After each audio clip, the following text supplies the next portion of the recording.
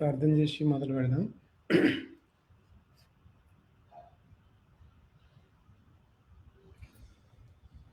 ఓం గురు బ్రహ్మ గురు విష్ణు గురుదేవో మహేశ్వర గురు సాక్షాత్ పరబ్రహ్మ తస్మై శ్రీ గురవే నమః.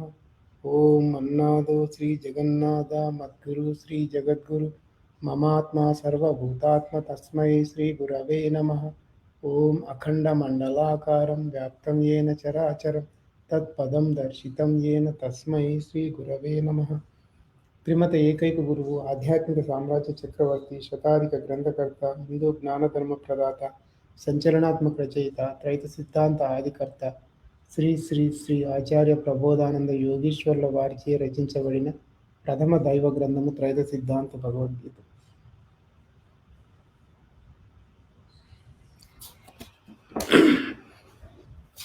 మనం కర్మ సన్యాస యోగంలో ఉన్నాం. కర్మ సన్యాస యోగంలో 6 శ్లోకాల వరకు చెప్పుకున్నాం పోయిన వారము.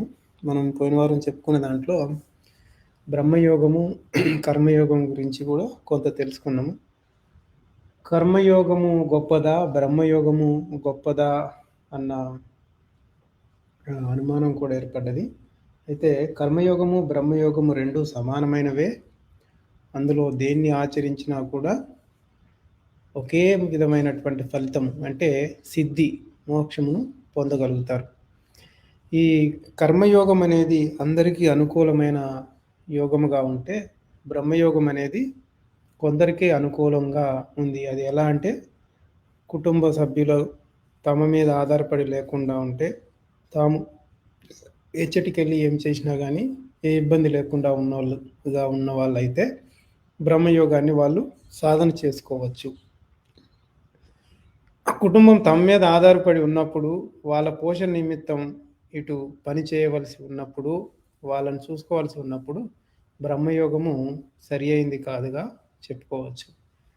కర్మయోగం ద్వారా అహంకారాన్ని అణుచుకొని యోగాన్ని పాటించడం అనేది ఉంటుంది కర్మయోగంలో.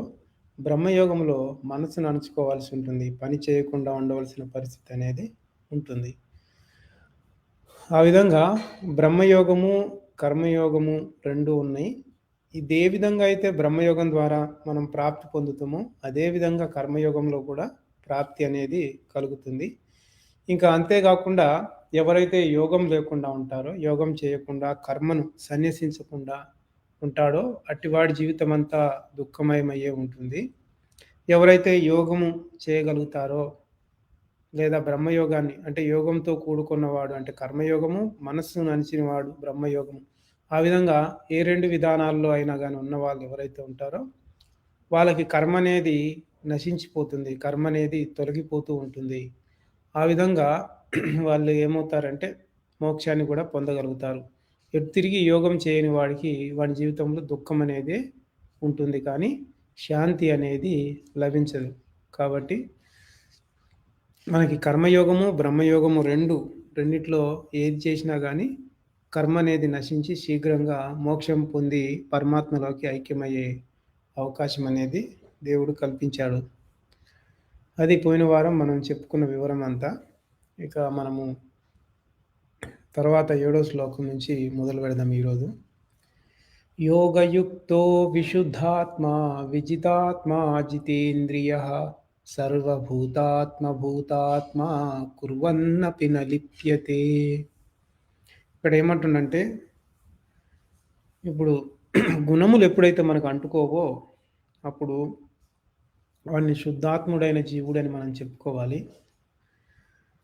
కాబట్టి గుణములు అంటని స్థితి ఎప్పుడు ఏర్పడుతుందంటే ఎప్పుడైతే మనము ఇంద్రియాల యొక్క పనులను ఆపేస్తామో, అంటే మనకి జ్ఞానేంద్రియాలు 5 కర్మేంద్రియాలు 5 ఉన్నాయి, వీటి పనులన్నీ ఆగిపోయి నిలబడిపోవడం అనేది ఉంటుంది. ఆ స్థితి ఏమైపోతుంది అంటే మనస్సు లేని స్థితి, ఇంద్రియాల ద్వారా ఏ సమాచారాన్ని గ్రహించలేని స్థితి ఏర్పడుతుంది. అలాంటి స్థితి ఏర్పడినప్పుడు యోగి ఆ యోగములో ఆత్మను చూడగలుగుతాడు అన్నట్టు. ఆత్మను చూడగలిగినప్పుడు అతనిలో ఏం కనిపిస్తుంది అంటే తనలో ఉన్న ఆత్మే అన్ని జీవరాశుల్లో ఉంది అనేది తెలుస్తుంది అన్నట్టు. అలా తెలియగలిగే స్థితిలో ఉన్న ఉన్నప్పుడు ఏమవుతుందంటే, ఆ యోగి యొక్క సంచిత కర్మ కాలటం అనేది మొదలవుతుంది. ఆ విధంగా భగవంతుడు ఏమంటుండంటే, ఎవరైతే విశుద్ధాత్ముడై, జితేంద్రియుడై, సర్వజీవుల యొక్క ఆత్మను తన ఆత్మగా తలుచుతా ఉన్నాడో, అట్టి యోగికి కర్మలుండవు అని అంటే, ఉన్న సంచిత కర్మలు ఏవైతే ఉన్నాయో అవన్నీ కాలిపోతూ ఉంటాయి. అంటే ఎంతసేపు యోగంలో ఉంటే, బ్రహ్మయోగంలో అంతసేపు వాళ్ళ సంచిత కర్మ కాలుతూ ఉంటుంది అనేది ఈ శ్లోకం యొక్క ముఖ్య ఉద్దేశ్యం. ఇందులో ఏదన్నా డౌట్ ఉంటే అడగొచ్చు.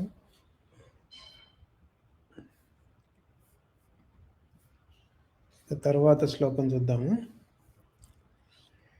నైవ కించిత్ కరోమీతి యుక్తో మన్యేత తత్వవిత్ పశ్యన్ శృణ్వన్ స్పృశన్ జిఘ్రన్ అశ్నన్ గచ్చన్ స్వపన్ శ్వసన్ ప్రలపన్ విసృజన్ గృహ్ణన్ ఉన్మిషన్ మిషన్నపి ఇంద్రియానేంద్రియార్థేషు వర్తంత ఇతి ధారయన్ బ్రహ్మణ్యాధాయ కర్మాణి సంగం త్యక్త్వా కరోతి యః లిప్యతే న స పాపేన పద్మపత్రమివాంభసా. ఆ విధంగా బ్రహ్మయోగం గురించి మనం 7వ శ్లోకంలో చెప్పుకున్నాం కదా. ఎప్పుడైతే గుణాలంటని స్థితిలో ఉన్నప్పుడు శుద్ధాత్ముడైన జీవుడుగా ఉంటాడు. అట్టి వానికి సంచిత కర్మలనేవి కాలిపోతూ ఉంటాయి. తన ఆత్మను అన్ని జీవరాశుల్లో కూడా అదే ఆత్మ ఉంది అని తలచగలిగే స్థితి ఏర్పడుతుందని ఈ 8, 9, 10 శ్లోకాల్లో పూర్తిగా కర్మయోగం ఎలా చేయాలనే దాన్ని చాలా స్పష్టంగా చెప్తున్నాడు. ఇది చాలా గొప్పదైన వివరం అనేది తెలుసుకోవాలి. అయితే ఎవరైతే ఆత్మజ్ఞానాన్ని తెలుసుకుంటారో, ఆత్మజ్ఞానం తెలిసినప్పుడు మనకి ఆత్మజ్ఞానం ద్వారా 2 విషయాలు తెలుసుకొని 2 రకాల యోగులుగా మారే అవకాశం ఉంది. ఒకటి బ్రహ్మయోగము, కర్మయోగము. బ్రహ్మయోగి ఏం చేస్తాడంటే, ఈ మనస్సును అణిచి బ్రహ్మయోగంలోకి వెళ్ళిపోతే, కర్మయోగి కార్య వివరం తెలుసుకున్నవాడు కర్మయోగిగా మారతాడన్నట్టు. అందుకే ఇమం వివస్వతే యోగం ప్రోక్తవానహం అవ్యయం వివస్వానం మనవే మను ప్రాహ ఇక్ష్వాకవి అబ్రవీత్ అని సృష్టి ఆదిలోనే చెప్పబడిన ఈ జ్ఞానం అని భగవంతుడు చెప్పిండు. అంతకుముందు లోకేస్మిన్ ద్వివిధానిష్ట పురా ప్రోక్త మయా అనగా జ్ఞానయోగేన సాంఖ్యానం కర్మయోగేన యోగినాం అన్నాడు. అంటే కార్య వివరం తెలిసిన వాళ్ళు కర్మయోగులైతే, సాంఖ్యమును తెలిసిన వాళ్ళు బ్రహ్మయోగాన్ని ఆచరిస్తారని భగవంతుడే తెలియజేసిండు మనకి. ఇక్కడ ఏమంటుండంటే, అది మనము ఆత్మజ్ఞానం ఎప్పుడైతే తెలుసుకుంటామో అప్పుడు ఆత్మజ్ఞానం తెలుసుకున్నప్పుడు కర్మయోగిగా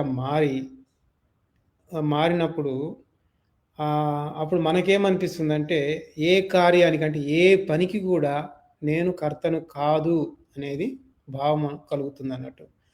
అలాంటి స్థితిలో మనం చూస్తున్నా, వింటున్నా, దేన్నైనా తాకుతున్నా, వాసన చూస్తున్నా, నోటితో తింటున్నా, కాళ్ళతో నడుస్తున్నా, నిద్రిస్తున్నా, శ్వాసని విడుస్తూ, మళ్ళా మాట్లాడుతూ, మలమూత్ర విసర్జన చేస్తూ, దేనినైనా గ్రహిస్తూ ఉన్నప్పటికీ, ఇంకా కన్నులు తెరుస్తూ, కన్నులు మూయిస్తూ, మన పనులు చేస్తూ ఉన్నప్పటికి కూడా అవన్నీ కూడా మనం చేస్తున్నట్టుగా అనుకోం. ఎందుకంటే ఆత్మజ్ఞానం అనేదే కర్మను నాశనం చేసుకోవడానికి తెలుసుకునేది ఆత్మజ్ఞానం. ఆత్మజ్ఞానం తెలుసుకున్న తర్వాత ఆచరణ అనేదే ధర్మం అవుతుంది. ఇక్కడ కర్మయోగం గురించి చెప్పబడ్డది కాబట్టి కర్మయోగం విధానంలో మన ఇంద్రియాలు చేస్తున్నాయి అన్న భావం మనకు వస్తుంది. ఎప్పుడైతే ఆత్మజ్ఞానం తెలుసుకుంటామో ఏ కార్యానికి మనం కర్తము కాము అని మనకు అర్థమవుతుందో అప్పుడు ఈ పనులు పైన చెప్పిన పనులన్నీ జరుగుతున్నప్పుడు అవన్నీ ఇంద్రియాలు చేస్తున్నాయి కానీ నేను చేయటం లేదు అన్న భావం తప్పకుండా వస్తుంది. కాబట్టి భగవంతుడు కూడా ఏమంటుండంటే, అలా శరీరమందు జరిగే పనులు ఏవైతే ఉన్నాయో వాటన్నిటినీ కూడా బ్రహ్మార్పణం అనర్చి, అంటే బ్రహ్మ ఎవరు అంటే మన దేహమందు ఆత్మే బ్రహ్మగా ఉంది కాబట్టి దానికే పనులను అర్పణ చేయాలి, నువ్వే చేస్తున్నావు అనేది. ఇకపోతే సంగమనునది వదిలిపెట్టాలి. అంటే దేనితో సంగమాన్ని వదిలిపెట్టాలంటే అహంకారంతో సంగమం లేకుండా. ఎందుకంటే మనం అహంకారం మాట వినటం ద్వారానే మనకి కర్మ వస్తుంది కదా. మరి అహంకారం మాట అనేది విననప్పుడు దాన్ని వదిలిపెట్టేస్తాం అన్నట్టు. ఆ వదిలిపెట్టేసినప్పుడు కర్మ అనేది మనకి రాదు. ఇది ఎలా ఉంటుంది అంటే, ఇప్పుడు తామరాకు నీళ్ళల్లో ఉంటుంది గానీ, దాని మీద చుక్క నీరు గూడా అంటదు. ఎప్పుడు తామరాకు కోసి బయటకు తీసినా, అసలు నీటి చుక్కే దాని మీద కనపడదు. అలాగే కార్యాలందు, పనులందు మునిగి తేలినా అది ఎటువంటి పనైనా గానీ పైన తెలియజేసినటువంటి పనులు ఏవైనా సరే, వాటిలో మునిగినప్పటికీ గూడా మనలో అహంకారం అనేది లేకుండా మనము పనులన్నిటిని కూడా బ్రహ్మార్పణం అంటే దేవునికి అర్పించి, ఆత్మకే అర్పించి చేసినట్లయితే అంటే మనం చేయడం అనేది కాదు. మనం ఆ భావంతో ఉన్నట్లయితే ఎందుకంటే దేహం ఎలాగూ దేహంలో ఉన్న శరీర భాగాలన్నీ గూడా పనులు చేస్తూ ఉంటాయి.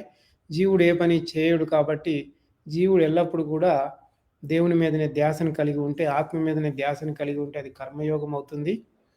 ఆ విధంగా ఉంటే అఖిల పాపాలు ఏవైనా గానీ, ఎటువంటి పాపమైనా సరే అంటే అవకాశం లేదు. అంటే పాపపు పని అయినా, పుణ్యపు పని అయినా గానీ, జీవుడు నాకు సంబంధం లేదన్న స్థితి ఉన్నప్పుడు, ఆ పని ద్వారా వచ్చే పాపము, పుణ్యం అనేది మళ్ళా జీవునికి అంటదు. అంతటితోటే అది కాలిపోతుంది. అయితే ఇక్కడ ఈ శ్లోకంలో మనకు తెలియజేసిన దేవుడు చెప్పినటువంటి క అంటే చూస్తూ, వింటూ, తాకుతూ, వాసన చూస్తూ, తింటూ, నడుస్తూ, నిద్రిస్తూ, శ్వాసను పీల్చుకుంటూ, పలుకుతూ, మలమూత్ర విసర్జన చేస్తూ, దేన్నైనా గ్రహిస్తూ, కళ్ళు మూస్తూ, కళ్ళు తెరుస్తూ అని ఇవన్నీ చెప్పిండు గదా! ఇవన్నీ చెప్పిన వీటిల్లో మనము ముఖ్యంగా అంటే లోతుగా ఎళ్లి చూస్తే కొంత వీటిని 2 భాగాలుగా విభజించుకోవచ్చు. అవి మనం ఇప్పుడు విజ్ఞాన శాస్త్రము లో ఏమంటున్నారంటే ఇచ్ఛాధీన, అనిచ్ఛాధీన పనులని అంటున్నారు. అంటే మన ఇచ్ఛతో జరిగే పనులు, మన ఇచ్ఛ లేకుండా జరిగే పనులు. అంటే మన కోరికతో ఇచ్ఛ అంటే కోరిక గదా! మనం కోరితే జరిగే పనులు, కోరకుండా జరిగే పనులని చెప్పుకోవచ్చు. ఇవి 2 రకాలుగా ఉన్నాయి. అయితే ఆహ్, ఇవన్నీ కూడా మన శరీరం లోపలనే జరుగుతున్నాయి. బయట ఏమాత్రం గూడా జరగటం లేదు. ఈ చూడటము, వినటము, తాకటము, తినటము, నడవటం మొదలగు అన్నీ గూడా మనము చూస్తున్నాం కంటితో. మన కంటితో చూస్తున్నాం అనుకుంటాం. మన చెవులతో వింటున్నాం అనుకుంటాం.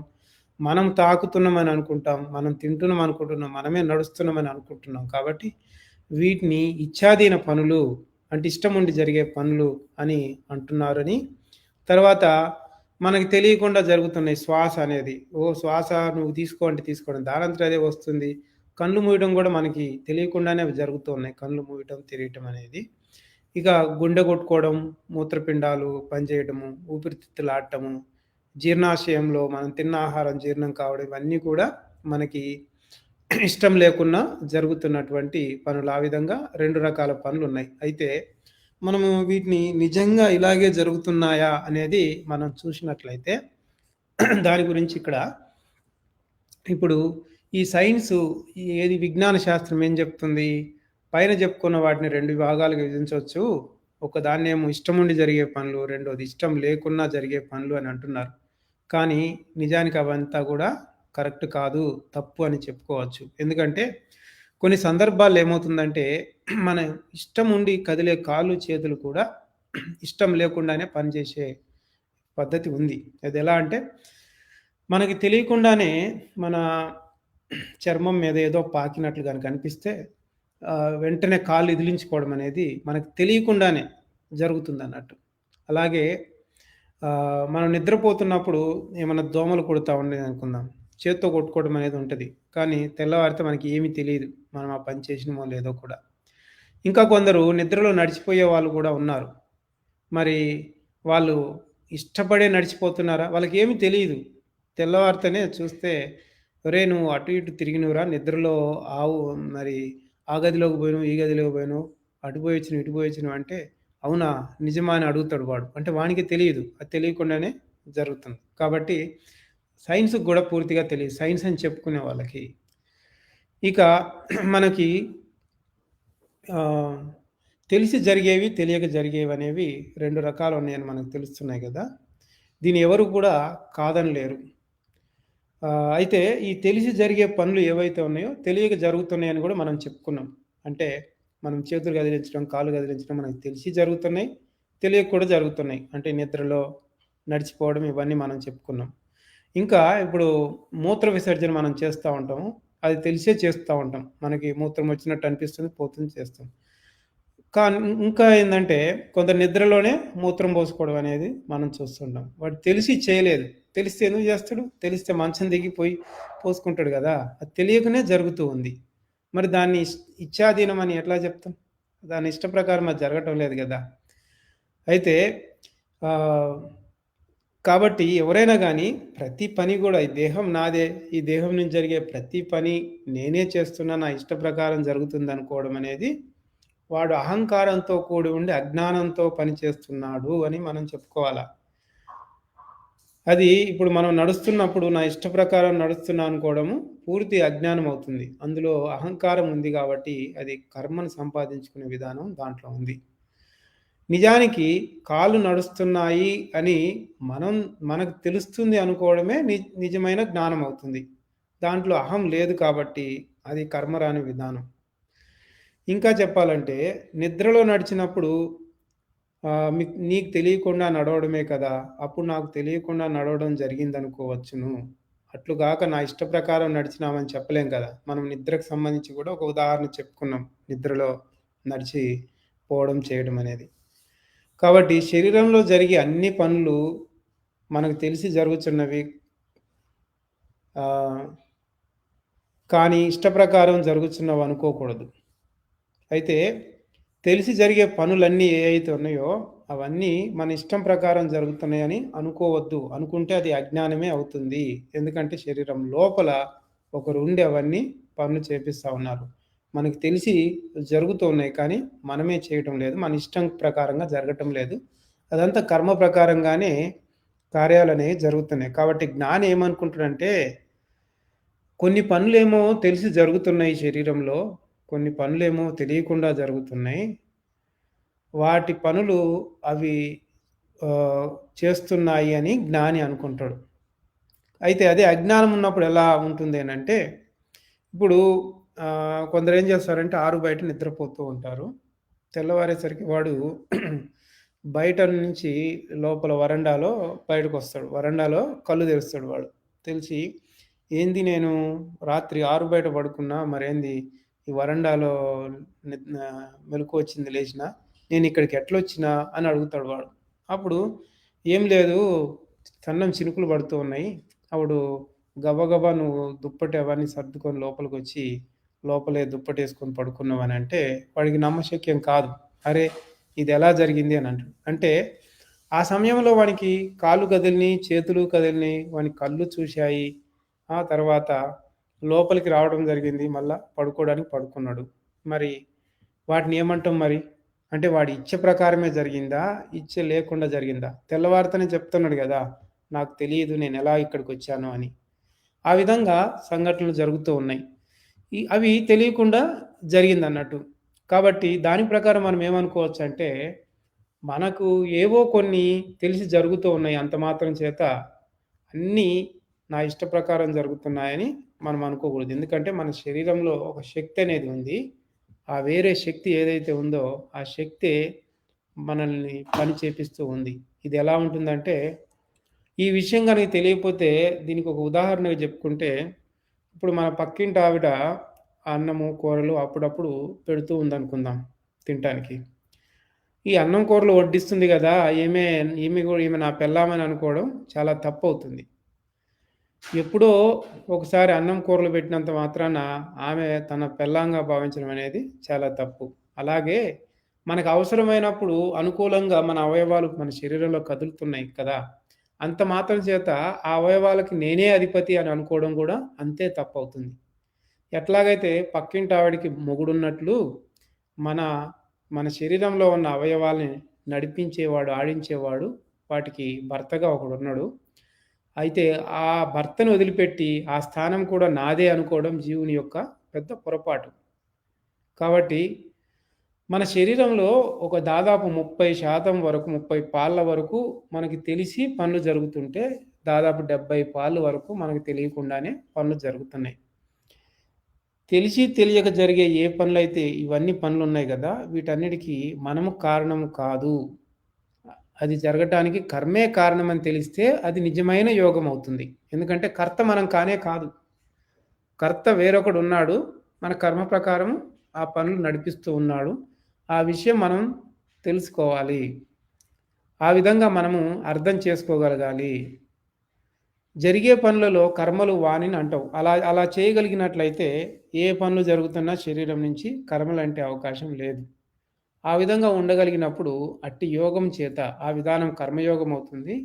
ఆ విధంగా అట్టి యోగం చేత జ్ఞానాగ్ని అనేది ఏర్పడుతుంది. ఆ జ్ఞానాగ్ని మన ఆగామి కర్మను కాల్చివేస్తుంది. ఎందుకంటే ఈ ఇంతవరకు మనం చెప్పుకున్న వివరమంతా గూడా కర్మయోగ విధానమే.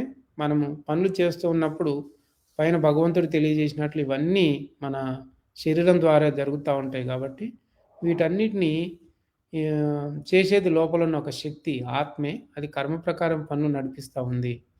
ఆ వివరం తెలుసుకొని, ఆ ఆత్మ మీద గనక ధ్యాస పెట్టుకోగలిగితే, అప్పుడు అది పూర్తిగా కర్మయోగం అవుతుంది.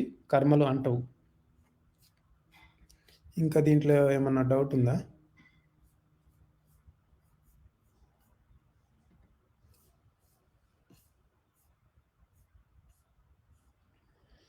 ఇక తర్వాత శ్లోకం చూద్దాము ఇంకా. కాయేన మనసా బుద్ధ్యా కేవలైరింద్రియైరపి యోగినః కర్మ కుర్వంతి సంగం త్యక్త్వా ఆత్మశుద్ధయే యుక్తకర్మ ఫలం త్యక్త్వా శాంతిమాప్నోతి నైష్ఠికీం అయుక్తః కామకారేణ ఫలే సక్తో నిబధ్యతే. ఇంకేమంటుండంటే ఈ కర్మయోగం గురించి ఇంకా చెప్తా ఉన్నాడు. శరీరము, మనస్సు, బుద్ధి, ఇంద్రియాల చేత జరిగే పనులకు సంగమము లేకుండా ఆత్మశుద్ధియే ఆశయముగా కర్మ ఫలములందు కాంక్ష మానిన కర్మయోగి పనులు చేయుచున్నను శాంతి పొందును. కర్మయోగి కానివాడు కోరికలను మానుకోలేక బంధనాల్లో చిక్కుకొండును. ఈ కర్మయోగి అనే వానికి ఎంతసేపు అహంకారం అనేది ఉంటుంది.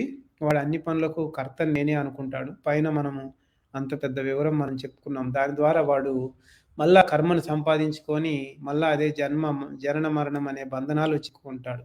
అదే కర్మయోగి అయితే ఏం చేస్తాడంటే శరీరాన్ని, మనసును, బుద్ధిని శరీరము, మనస్సు, బుద్ధి ఇవి ఏ అయితే ఉన్నాయో వీటిని ఇంకా ఇంద్రియాల చేత జరిగే పనులు ఏవైతే ఉన్నాయో వాటన్నిటికి కూడా అహంకారంతో కలిసిపోకుండా ఆత్మశుద్ధి కలిగి ఉండాలన్న కోరికను బలంగా పెట్టుకొని కర్మఫలాన్ని ఏది కోరుకోకుండా పనులు చేస్తూ ఉంటాడు. అంటే ఏ పనైనా సరే అది మంచి పని గాని, చెడు పని గాని కర్మ ప్రకారమే ఆ పని జరుగుతుంది కాబట్టి ఆ పని తప్పకుండా చేస్తాడు. కానీ అతడు ఏమాత్రం కూడా ఈ పనులకు నేను కర్తను కాదు, నేను కర్తను అనుకోడు. దేనికి కూడా నేను కర్తను అనుకోడు. అవి ఇంద్రియాల చేత జరుగుతున్నాయనే అనుకుంటాడు. కర్మ ప్రకారమే జరుగుతుంది అని అనుకుంటాడు. ఆ విధంగా ఆత్మ మీదనే ధ్యాస పెట్టుకొని ఉంటాడు. అతనికి కర్మఫలం మీద ఆశ ఉండదు. ఇప్పుడు పని జరిగేటప్పుడు కర్మఫలము ఆ పాపం కావచ్చు, పుణ్యం కావచ్చు. ఇగో ఈ పుణ్యం కావాలా, పుణ్యం కోసం చేస్తున్నాను, లేకపోతే ఈ చెడు పని చేయాలా, అయితే ఏందిలే అనుకోను. ఆ విధంగా ఏమాత్రము ధ్యాస పెట్టుకోడు. ధ్యాస పెట్టుకొని చేయడు కాబట్టి అతనికి ఏమాత్రము కర్మ అంటుకోదు. అలా కాకుండా చేసేవాడు ఎవడైనా సరే కర్మబంధాల్లో ఇరుక్కుంటాడన్నట్టు. ఇక తర్వాత శ్లోకం చూద్దాం. సర్వకర్మాణి మనసా సన్యస్యాస్తే సుఖం వశీ నవద్వారే పురే దేహి నైవ కుర్వన్న కార్యం. ఇంకేమంటుందంటే ఈ అన్ని పనులను కూడా అంటే మనసులో ఏమాత్రం వాటిని పెట్టుకోకుండా వాటిని సన్యసించి కర్మ కార్యములను అంటే కర్మ ద్వారా జరిగే అన్ని పనులు ఉన్నాయి ఏవైతే ఉన్నాయో ఆ పనులన్నీ కూడా తన శరీరం ఏదైతే ఉందో నవరంధ్రాల పుట్ట. అందుకే దాని శరీరాన్ని పుట్ట అని అంటున్నారు. అంటే పుట్ట ఉందా, పుట్టిందా అంటే పుట్ట ఉందా, పుట్ట లేదా అంటే పుట్ట లేదా. పుట్ట అంటే మనకు తెలుసు పుట్టలో రంధ్రాలు ఉంటాయని.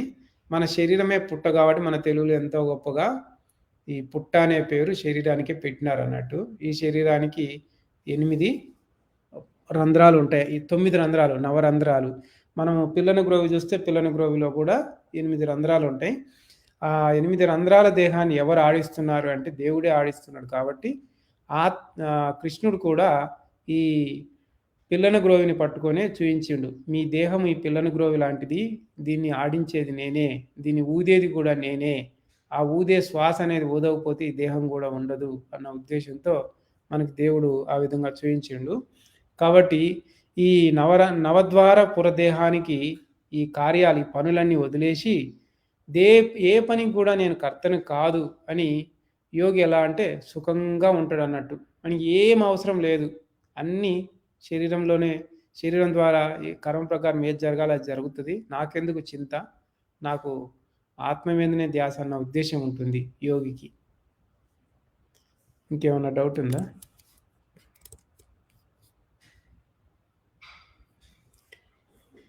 సరే, తర్వాత శ్లోకము. న కర్తృత్వం న కర్మాణి లోకస్య సృజతి ప్రభుః న కర్మఫల సంయోగం స్వభావస్తు ప్రవర్తతే. ఇంకేమంటుందంటే ఇది మన భూమి మీద కర్మములను కానీ, కార్యములను కానీ, వాటి ఫలితములందు ఆశను కానీ ఆత్మ ఎవనికి కలుగజేయదు. ఇప్పుడు ఆత్మ ఏదైతే ఉందో మన దేహాన్ని నడిపిస్తూ ఉంది. నఖశిఖ పర్యంతం అంటే కాలు గోరు నుంచి తల వెంట్రుకల వరకు తనే వ్యాపించి ఉండి శరీరాన్ని నడిపించేది ఆత్మే. అట్టి ఆత్మ ఈ ఏదైనా కర్మను సంపాదించుకోమని చెప్పదు. ఫలానా పని చేయమని కానీ ఆశ కలిగించదు. నువ్వు ఈ పని చేయి నీకు పుణ్యం వస్తుందని కూడా చెప్పదు. అంటే ఎవనికి కానీ ఆ విధంగా బోధించదు. ఆ విధంగా కలిగే విధమైనటువంటి భావాన్ని కూడా రేకెత్తించదు. అదంతా కూడా ఏ విధంగా జరుగుతుందని అంటున్నంటే భగవంతుడు ప్రకృతి స్వభావంతోటే జరుగుతుంది అని చెప్తున్నాడు. మనము స్వధర్మము పరధర్మము అని రెండు తెలుసుకున్నాం కదా. ఆత్మధర్మమే స్వధర్మము, ప్రకృతి ధర్మమే పరధర్మం అని. మన దేహమంతా కూడా ప్రకృతితో నిండి ఉంది. మొత్తం శరీరం అంతా ప్రకృతితోటే నిండి ఉంది. మనం ఒక్కచోట రవ్వంత జీవులం, ఒక్కచోట రవ్వంతగా ఉన్నాం మన దేహంలో, మన తలలో. అయితే ఈ ప్రకృతితో నిండి ఉన్న ఈ శరీరం ఉండి దాని ప్రకృతి స్వభావం చేతనే పనులు కూడా జరుగుతున్నాయి. వాటిని ఆత్మ సాక్షిగా చూస్తూ ఉంది. కానీ ఆత్మ దేన్ని కూడా మనకి కలుగజేయదు అని ఇక్కడ ఆత్మ గురించి తెలియజేస్తా ఉన్నాడు. తర్వాత శ్లోకం కూడా చూద్దాం ఏంటిది అది. నాదత్తే కస్యచిత్ పాపం నచైవ సుకృతం విభుః అజ్ఞానేనావృతం జ్ఞానం తేన ముహ్యంతి జంతవః. ఇంకా ఆత్మ గురించి ఏం చెప్తా ఉన్నాడంటే, ఆత్మ అనేది మన దేహాన్ని నడిపిస్తూ జీవునికి దేవునిగా శరీరంలో ఉన్నటువంటి ఆత్మ మనకి ఈ పాపం సంపాదించుకో, ఈ పుణ్యం సంపాదించుకో అని కానీ, ఈ పని చేయి ఆ పని చెయ్యి అని కానీ, తర్వాత ఈ భూమి మీద సంపాదించే ఏ కర్మల్ని కూడా మనకి కలుగజేయదు ఆత్మ. ఆత్మ ఎప్పుడు కూడా జరుగుతున్న పనులకు సాక్షిగా ఉంటుంది. ప్రకృతి స్వభావం చేతనే కార్యాలు జరుగుతున్నాయి. మన శరీరం అంతా ప్రకృతితో నిండి ఉందని మనం తెలుసుకున్నాం కదా. అంతేకాకుండా ఈ ఆత్మ ఎవరి పాపాన్ని కూడా తొలగించదు, ఎవరి పుణ్యాన్ని కూడా తొలగించదు.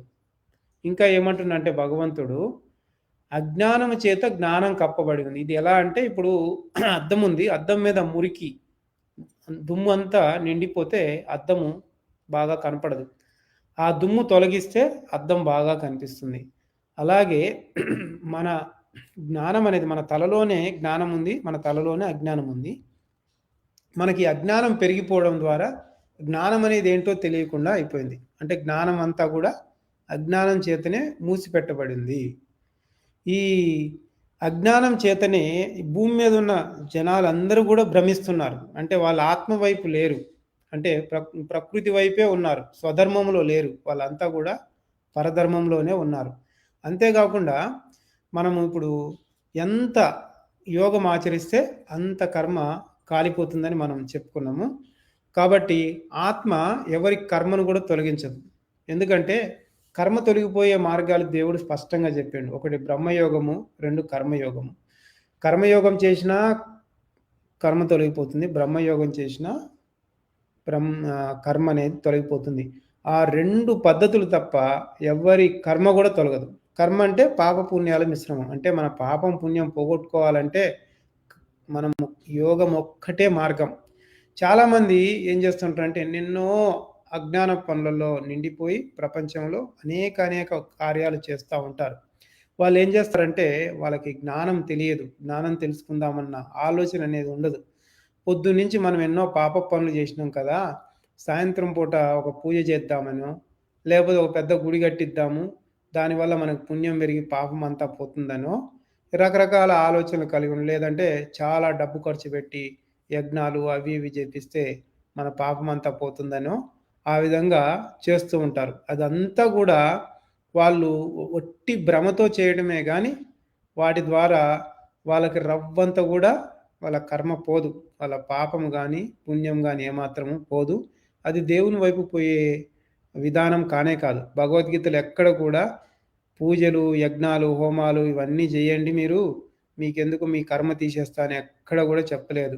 దేవుడు చెప్పింది కర్మయోగము, బ్రహ్మయోగము వీటి ద్వారానే మీ కర్మ అనేది తొలగిపోతుంది. తర్వాత నా దగ్గరికి వస్తావు నువ్వు అని చెప్పిండు గానీ, ఈ అజ్ఞానపు పనులు చెప్పలేదు. మనుషులందరూ గూడా ఆ అజ్ఞానం తలకెక్కి ఆ విధమైనటువంటి పనులు చేస్తూ ఉన్నారు. ఇంకేమన్నా డౌట్ ఉందా?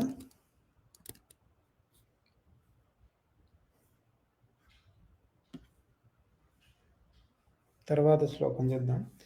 జ్ఞానేన తు తదజ్ఞానం యేషాం నాశితమాత్మనః తేషాం ఆదిత్యవత్ జ్ఞానం ప్రకాశయతి తత్పరం.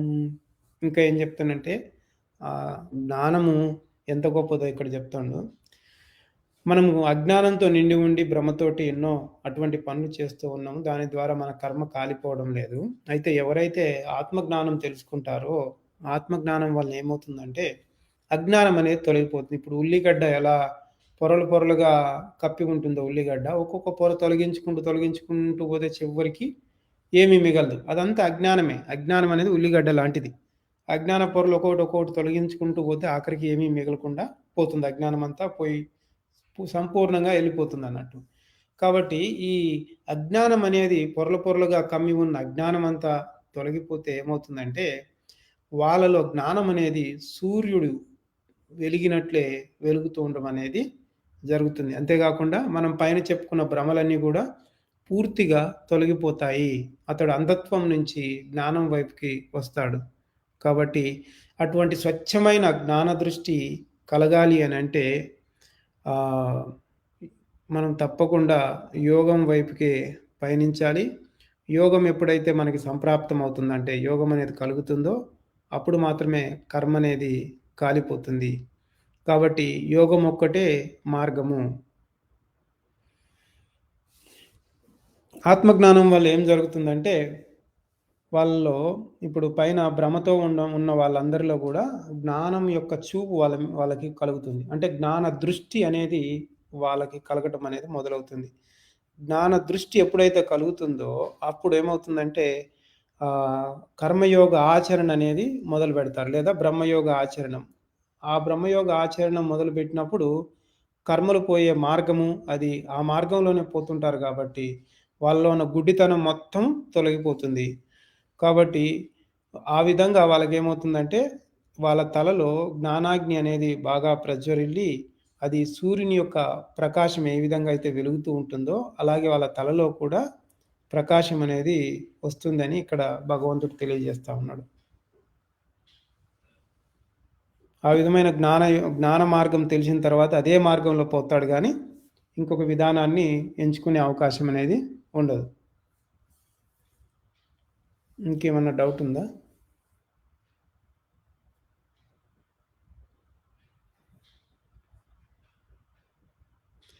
ఇక తర్వాత శ్లోకము బ్రహ్మయోగం గురించి ఉంది.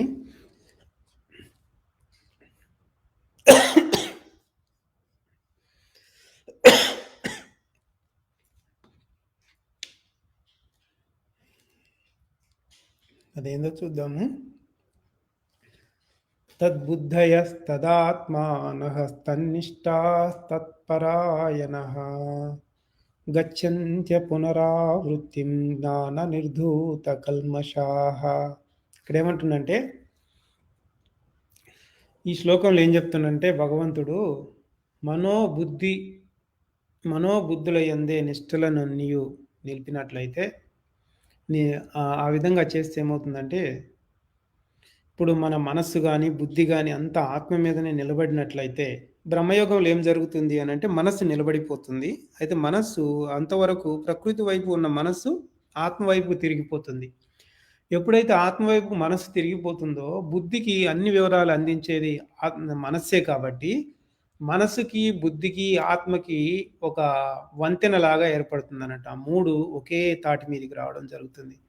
అలా ఒకే తాటి మీదకొచ్చేది కేవలము బ్రహ్మయోగంలోనే జరుగుతుంది.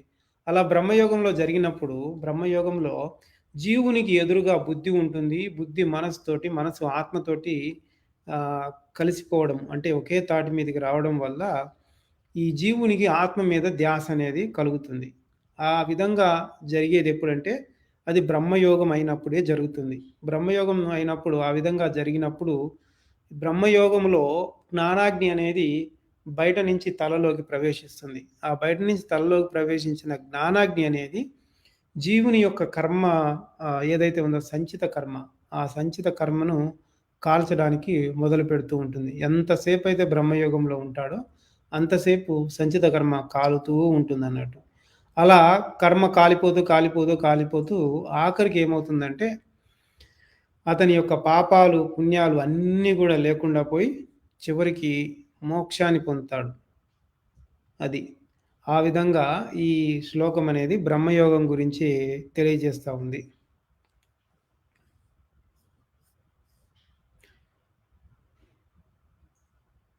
అలా ఎప్పుడైతే మోక్షం పొందుతాడో మనిషి తిరిగి పుట్టే అవకాశం అనేది ఉండదు. దేవునిగా మారిపోయిన వాడు మళ్ళా జీవునిగా పుట్టే అవకాశం అనేది లేదు. అలా ఆ విధంగా ఉన్నప్పుడు దానివల్ల అతని యొక్క అనుభూతి ఎలా ఉంటుందనేది తర్వాత శ్లోకంలో ఉంది. దీన్ని చాలామంది చాలా అంటే వేరు వేరు భావంతో రాసుకున్నారు. అసలైన భావం అనేది మనకిక్కడ స్వామివారు తెలియజేస్తున్నారు. విద్యా వినయ సంపన్నే బ్రాహ్మణే గవిహస్తిని శునిచైవ స్వపాకే చ పండితా సమదర్శినః. ఇది పూర్తి బ్రహ్మయోగం గురించి అయితే కొందరేందంటే బాహ్య ప్రాపంచిక దృష్టితో ఈ శ్లోకానికి భావాన్ని రాసున్నారు. మనం ఘంటసాల భగవద్గీతలో గూడా మనం ఈ శ్లోకాన్ని వింటాము. అది కూడా ప్రాపంచిక దృష్టితోటే భావం చెప్పబడి ఉంది. విద్యా వినయము కలుగు విప్రులందు, గోవులందు, ఏనుగులందు, కుక్కలందు, కుక్కలు తినే చండాలుని యందును పండితులు సమదృష్టిని కలిగి ఉందురు అని అక్కడ చెప్పున్నారు. అయితే దీన్ని అర్థం చేసుకోవడంలో కొంత తేడా ఉందని కూడా మనం చెప్పుకోవాలి. ఈ శ్లోకంలో ఉచ్చము, నీచము, మద్యము 3 చెప్పి వాటిని సమానంగా చూచువాడు యోగి అని అన్నారు. మనుషుల్లో ఉచ్చము బ్రాహ్మణులకు, నీచము కుక్క మాంసం తినే చండాలులకు అనేది మనుషుల్లో చెప్పినానన్నట్టు. అయితే ఈ జంతువుల్లో కూడా దీంట్లో జంతువుల విషయానికొస్తే ఉచ్చమైంది ఆవు అని, మధ్యమంగా ఏనుగుందని, నీచమైంది కుక్క అనేది కూడా చెప్పున్నారట. ఆ విధంగా ఉచ్చ, నీచ, మధ్యమ అనే వాటి గురించి మనకి ఇక్కడ తెలియజేస్తా ఉన్నారు. అయితే ఈ ఉచ్చ, నీచ జీవరాశుల్లోనూ, మధ్యమైన వాటిలోనూ ఆత్మ సమానంగా ఉందని యోగి గ్రహిస్తాడు. చాలా ముఖ్యమైన పాయింట్ ఇది. ఏదైతే మనం ఉచ్చము, ఏదైతే మధ్యము, ఏదైతే నీచం అని చెప్పుకుంటా ఉన్నామో, మనం ఈ శ్లోకం ప్రకారంగా ఆ ప్రకారంగానే ఈ జంతువులన్నిట్లో కూడా అంటే వీటన్నిటిలో కూడా ఈ జీవరాశులన్నిటిలో కూడా ఆత్మ అనేది సమానంగా ఉందని బ్రహ్మయోగంలో ఉన్న యోగి గ్రహించగలుగుతాడు. మామూలుగా మనమేం గ్రహించలేం. మనం ఆత్మను చూడటం లేదు కాబట్టి మనకు తెలీదు. మనము బయట ప్రాపంచిక దృష్టిలో ఉన్నప్పుడు ఆత్మ అనేది తెలియబడదు. బ్రహ్మయోగి మాత్రమే ఆత్మను గ్రహించగలుగుతాడు. అన్ని జీవరాశుల్లోనూ ఉన్న ఆత్మ ఏదైతే ఉందో అదే తనలో కూడా ఉంది అనేది కేవలం బ్రహ్మయోగి మాత్రమే గ్రహించగలుగుతాడు. మామూలుగా కర్మయోగికి ఈ విషయం అనేది తెలీదు. అది ఎలా అంటే తనలో ఆత్మను చూసుకున్నప్పుడు తన శరీరంలో ఎలా ఉందో ఆత్మని తెలిసినప్పుడు మిగిలిన శరీరాలు ఏవైతే ఉన్నాయో ఏ శరీరమైనా కావచ్చు, అది మనిషి శరీరమే కావచ్చు, జంతువుదే కావచ్చు, దేనిదైనా కావచ్చు, దాంట్లో ఎట్లా ఉందో, ఏ విధంగా ఉందో అనేది కూడా చూడగలిగినప్పుడు ఇదే ఆత్మ అందులో కూడా ఉంది అనేది స్పష్టంగా బ్రహ్మయోగికే తెలుస్తుంది. కాబట్టి ఆత్మ అన్నిటి యందు సమానంగా ఉంది. అన్నిటిని సమానంగా నడిపిస్తుంది. సమానంగా నడిపించడం అంటే ప్రతి జీవరాశిలో ఉన్న జీవుడు వాని కర్మ ప్రకారమే ఆ దేహములో వాడు నివసిస్తూ ఉన్నాడు. వాని కర్మ ప్రకారమే ఆ దేహం ద్వారా పనులు జరుగుతూ ఉన్నాయి. జీవుడనేవాడు నిమిత్త మాత్రం వాడు ఏ పని చేయడని మనం తెలుసుకున్నాం. కాకపోతే వాని కర్మ అనేది ఉంది కాబట్టి, వాని కర్మ ప్రకారం వాడిని నడిపించేది ఆత్మే కాబట్టి, ఆ ఆత్మ మనిషిని ఏ విధంగా అంటే మనిషిలో ఉన్న జీవుని ఏ విధమైనటువంటి అనుభవాలు ఇస్తున్నదో వాని కర్మ ప్రకారం, అలాగే ఒక జంతువులో ఉన్న ఒక జంతువులో ఉన్న ఆత్మ కూడా ఆ జంతువులో ఉన్న జీవునికి ఆ జంతువు చేసుకున్న కర్మ ప్రకారంగా ఎంత సుఖము, ఎంత దుఃఖం అనుభవింపజేయాలనేది అదే సమానత్వాన్ని ఆత్మ అనేది పాటిస్తుంది. కాబట్టి బ్రహ్మయోగికి ఆ విధమైనటువంటి భావము కలుగుతుంది అన్నట్టు. అయితే కొందరు ఏం రాసినారంటే, ఈ ఉచ్చ నీచాలు తలచకుండా రెంటిని సమానంగా ఆదరించాలని అదే సమత్వం అని వాళ్ళు చెప్తున్నారు. అంటే కొందరు వివరం రాసినోళ్ళు. అయితే ఇదంతా కూడా బయట ఆదరణే అవుతుంది కానీ, అంతరంగానికి సంబంధించింది కాదనేది మనం స్పష్టంగా తెలుసుకోవాలి. అలా అయినా కూడా మనము అక్కడ ఏమన్నా లోపాలున్నాయని చూస్తే, ఇప్పుడు ఆవుని ఆవు సాధు జంతువని ఆవును ఆదరిస్తున్నాము. అలాగే కుక్క ఇంటికి కాపలా ఉంటుందని కుక్కను కూడా మనం ప్రేమగా చూస్తున్నాం. అది అంతవరకు బాగానే ఉంది. సరే ఇప్పుడు వానపాముంది, నాగుపాముంది. వానపాములో గూడా ఆత్మే ఉంది. నాగుపాములో గూడా ఆత్మ ఉంది. వానపాములో జీవాత్మ ఉంది. నాగుపాములో గూడా జీవాత్మ ఉంది. మరి బాహ్య దృష్టితో పోయి చూసి వానపాముని మనము చేతిలో పట్టుకుంటాం, ఆడిస్తాం, జేబులో యేసుకుంటాం. దాన్ని ఏ విధంగా చేసినా గానీ ఏం కాదు. మరి అలా నాగుపామును మనం ఆదరించలేం కదా! ఇప్పుడు పైన శ్లోకం ప్రకారం బాహ్య దృష్టితో వివరంగా చెప్పుకుంటే, వానపామును ఆదరించినట్లు నాగుపామును ఆదరించలేము. అలాగే ఇప్పుడు జింక ఉంది. అది సాధు గుణాలు కలిగి ఉంది. జింకను దగ్గరకు తీసుకుంటాం. మనం దాన్ని దానికి మేత పెట్టొచ్చు. లేకపోతే దాన్ని ప్రేమగా చూడొచ్చు. మరి పులిని అలా చేయగలమా? పులి దగ్గరికి కూడా పోలేము. కాబట్టి ఇక్కడ ముఖ్యంగా తెలుసుకోవాల్సిందేందంటే, ప్రతి జీవరాశి దాని యొక్క ప్రకృతి సహజత్వమైన గుణాల చేతనే ఉండి వాటి యొక్క నడవడిక అనేది ఉంటుంది. ఇప్పుడు పాముకు విషం ఉండడం సహజం. పాము కాటు వేయడం సహజం. అందులో కూడా ఆత్మే ఉంది. నాలో కూడా ఆత్మే ఉంది. దాన్ని ఆదరిస్తానంటే అది కాటేయొచ్చు.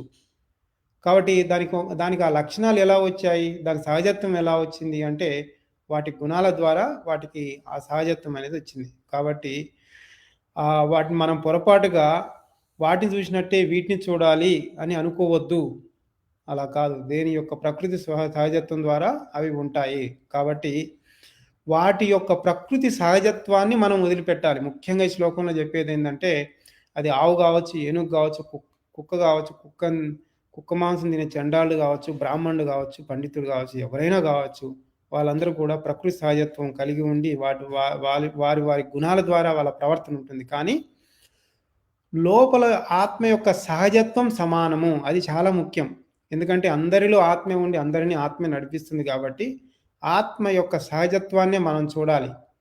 కాబట్టి అన్ వా అన్ వా ఆయా జీవరాశుల్లో ఉన్నటువంటి పరధర్మములు ఎలా ఉన్నా పరధర్మం అంటే ప్రకృతి ధర్మం పరధర్మము. ఆ పరధర్మం ఎలా ఉన్నా కానీ, స్వధర్మమైనటువంటి ఆత్మ ధర్మము మాత్రం ఒక్కటే అని గ్రహించాలి. అది చాలా ముఖ్యమైనది. అందుకే ఈ శ్లోకంలో అంత మంచి వివరాన్ని స్వామివారు మనకి అందించారు. ఇంకేమన్నా డౌట్ ఉందా దీంట్లో?